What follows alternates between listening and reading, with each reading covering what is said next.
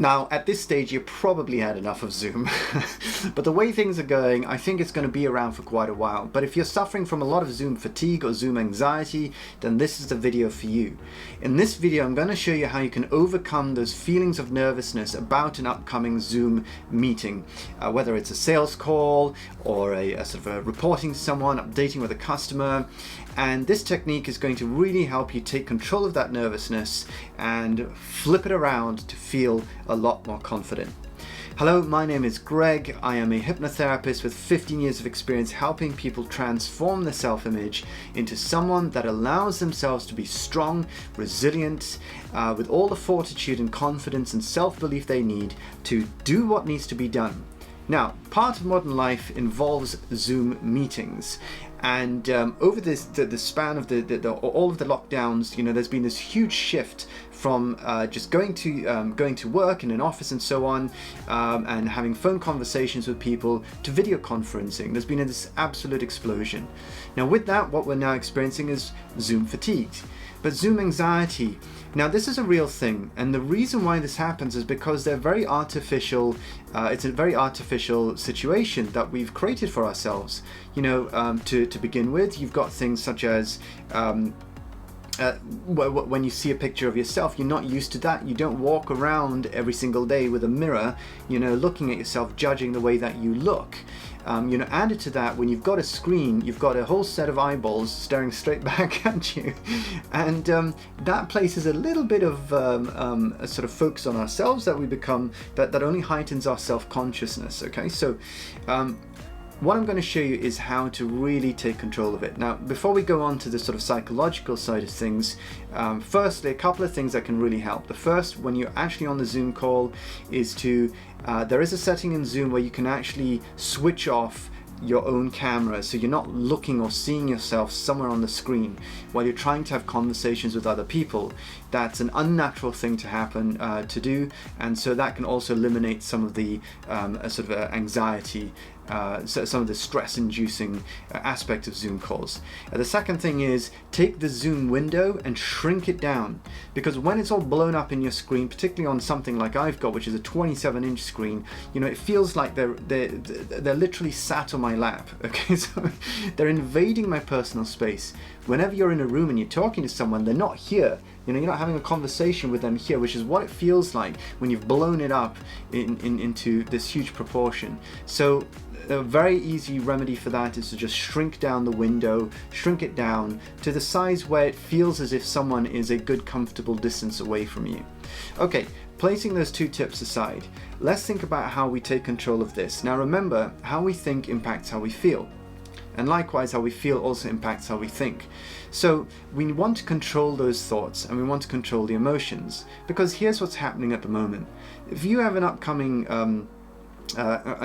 Zoom call, and it's an important one, but where there's, you know, a lot at stake here, or you fear that someone's going to criticize you. It may be several people that hop onto this group call, but you worry about them criticizing you, judging you, you know, worrying about them seeing you being nervous. You know, wouldn't that be the absolute worst? You know, if you're feeling red in the face, a bit flustered, panicky, struggling to get the words out, wouldn't that just be the absolute worst thing? Okay, so what we're doing here is we're jumping to the worst conclusion, and we're essentially, you know, creating these scenarios in front of us, and we just know that it's going to go really badly, and we just don't want it to happen.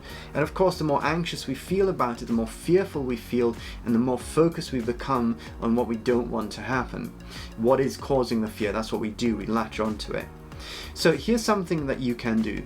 The first step is this: just sit comfortably in a chair or relax on the bed, and what you want to do is you want to guide yourself into a relaxed state. Now, I teach self-hypnosis to business owners, solopreneurs, entrepreneurs, and I teach them how to use self-hypnosis to take control of unconscious patterns, you know, ways of thinking and believing. Now, what you can do here simply is to just close your eyes and just focus on various parts of the body, and by doing so, just release any tension that you can feel in that part. And then what you can do is, once you've relaxed all of the muscles, just allow all the muscles to feel loose and limp. Once you've done that, then what you can do is you can imagine walking down 10 steps. Okay, so just start on 10 and just guide yourself down 10 steps. You're effectively just deepening this this state. Now once you do that, a really nice thing to do is remind yourself of what it feels like to be confident. I assure you, you have experienced many times in your life where you felt very relaxed, where you have felt in control and confident. Now it doesn't have to be in a situation that's similar to a Zoom meeting. It can be absolutely any memory.